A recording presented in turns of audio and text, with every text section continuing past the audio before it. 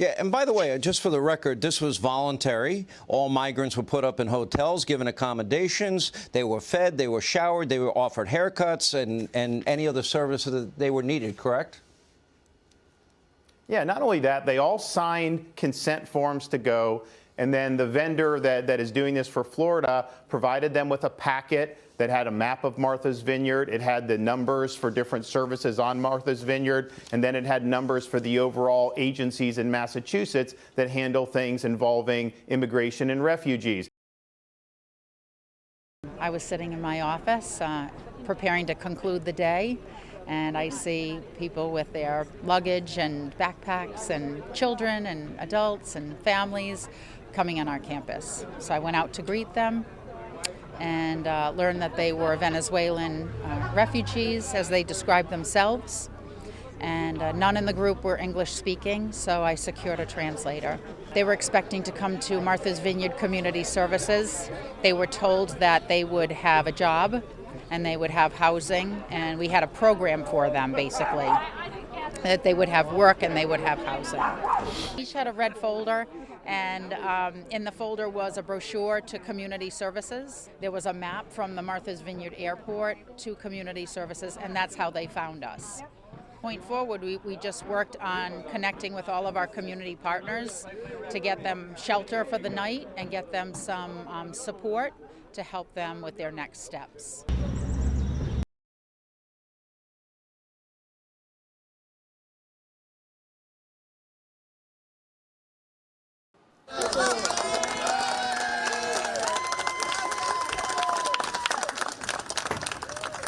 Those are cheers in Martha's Vineyard this morning, just before migrants boarded buses to go on to Joint Base Cape Cod.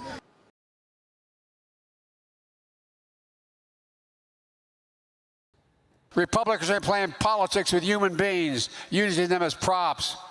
What they're doing is simply wrong. It's un-American. It's reckless. And we have a process in place to manage migrants at the border. We're working to make sure it's safe and orderly and humane. Today, and she reports from McAllen, Texas. Amid an influx of immigrant children coming to the southern border, new images have surfaced from inside the overcrowded border facilities on the U.S. side. These photos, provided to PBS NewsHour by Congressman Henry Cuellar of Texas, show adults and children bunched together on sleeping mats at a makeshift tent facility in Donna, Texas, operated by U.S. Customs and Border Protection. It comes amid an outcry from a bipartisan group of U.S. senators after they toured a border facility last Friday with Homeland Security Secretary Alejandro Mayorkas. Press were barred from the trip. We have a process in place to manage migrants at the border. We're working to make sure it's safe and orderly and humane. Bright and early Wednesday morning, the migrant flights at El Paso International Airport started boarding. Charter flights, paid for by the federal government, are moving migrants who cross the border to other parts of America.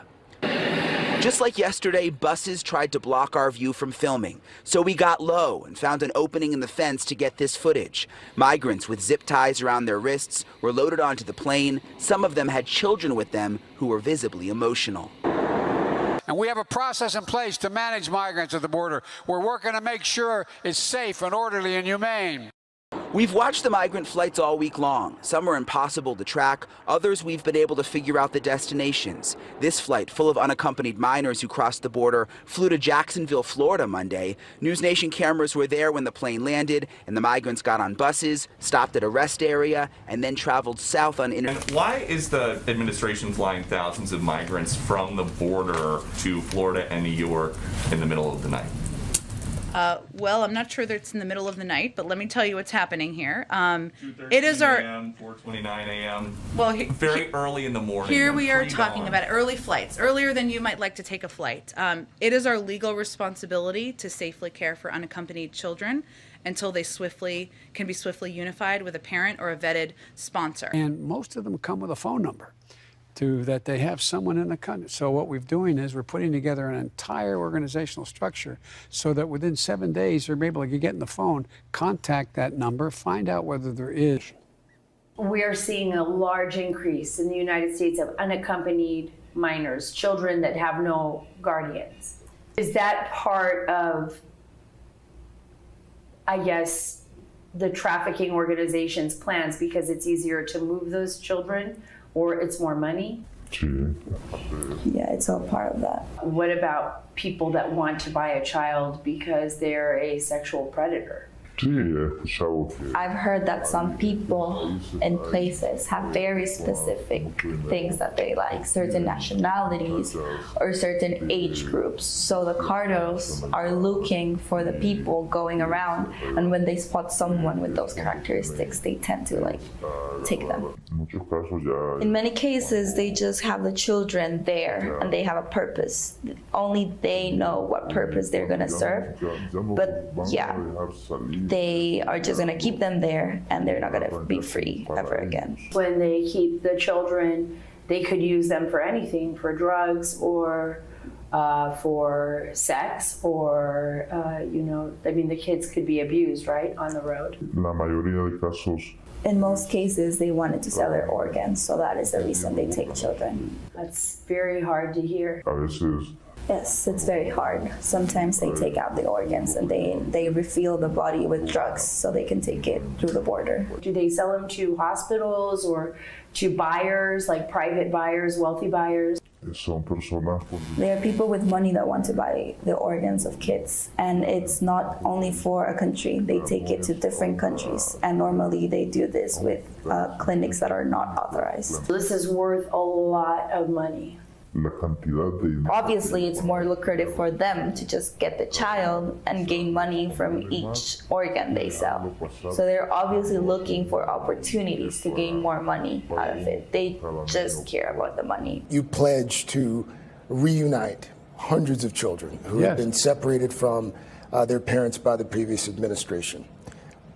According to our reporting, in your first 100 days, not one child's been reunited. I don't think that. How is that? I don't think that's true, but that could be. One of the things is we don't know yet where those kids are.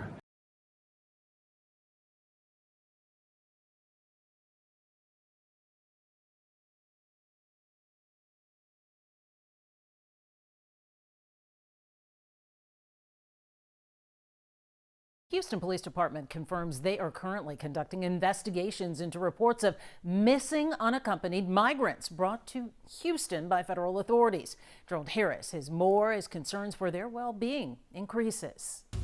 HPD says they're looking into reports of missing unaccompanied juveniles who were resettled in Houston by the Office of Refugee Resettlement. The fact that ORR or HHS are missing any body who's a minor is obviously a cause for concern. By U.S. law, the Department of Health and Human Services has custody and must provide care for each unaccompanied child who has no lawful immigration status in the United States under 18. It's really important that we get to the bottom of it, that we at least identify if these folks did leave with a relative or if they really are in danger, because we also cannot deny the fact that some people are preying on these folks, on these young individuals, in order to traffic them, in order to sell them into prostitution or gangs or organized crime. Eddie Rodriguez is a former United States deportation officer and is now with LULAC, a Hispanic civil rights organization. He says the journey many kids are facing to get here is often traumatizing. Sometimes they have no food, no water. They're in conditions that are either cold or hot, and they're in terrains that have, literally coyotes as far as animals and dangerous things that are going on all the time. And we have a process in place to manage migrants at the border. We're working to make sure it's safe and orderly and humane. He adds someone dropped the ball in keeping these kids safe. Customs, Border Patrol, Protection, all those, they're the ones responsible initially to have that. However, when they transfer them over to the other department or another agency, in this case, HH&S, then they take over. So nobody's really in the situation to pass on who watches them, who sponsors them, who's going to monitor them, who's going to go back and do the bed checks. There is no federal CPS or Child Protective Service. Gerald Harris, Bright and early Wednesday morning, the migrant flights at El Paso International Airport started boarding. Charter flights, paid for by the federal government, are moving migrants who cross the border to other parts of America. Just like yesterday, buses tried to block our view from filming, so we got low and found an opening in the fence to get this footage. Migrants with zip ties around their wrists were loaded onto the plane. Some of them had children with them who were visibly emotional. We've watched the migrant flights all week long. Some are impossible to track, others we've been able to figure out the destinations. This flight, full of unaccompanied minors who crossed the border, flew to Jacksonville, Florida Monday. News Nation cameras were there when the plane landed, and the migrants got on buses, stopped at a rest area, and then traveled south on Interstate 95. Brandon Judd, I just want to read to you a tweet from yesterday from the National Border Patrol Union saying Joe Biden is an American nightmare, a colossal failure who has erased the rule of law, made a complete joke of our border, and actively works to encourage, assist, and reward criminal acts. American citizens and legal immigrants are on to him. Southwest border apprehensions per day, approximately 7,802 people per day in April. And even the Department of Homeland Security said that that could actually even go higher. Your word on that. They have torn down completely any semblance of security at the border. Please keep in mind, the last full month of the Trump administration, they released only 17 people into the interior. Now, because they have purposefully reduced their detention capacity, they have purposefully stopped detaining and deporting folks as they are required to under federal law.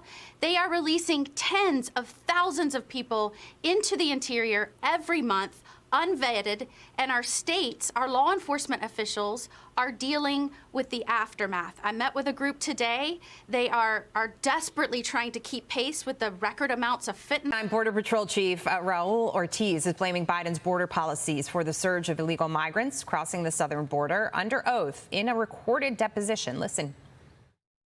Would you agree, Chief Ortiz, that the southern border is currently in crisis? Objection. Yes. When President Biden was elected, did the number of aliens trying to illegally enter the United States increase or decrease? Objection. Increase. If you don't have consequences, what is likely going to happen? In my experience, we have seen increases when there are no consequences. Is the crisis that is currently ongoing at the southern border making the border less safe for Americans and aliens alike? Objection. Yes. All right, and this is as the White House is claiming that illegal migrants are not just walking across the southern border. Joining Somebody walks into Texas or Arizona unvaccinated, they're allowed to stay.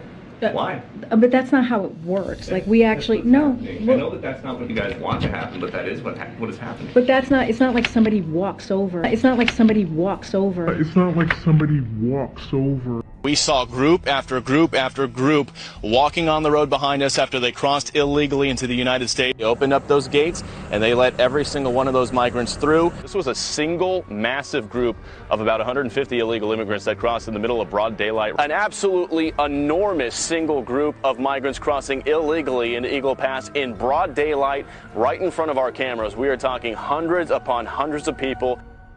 The border is secure. We are working to make the border more secure. It's not like somebody walks over.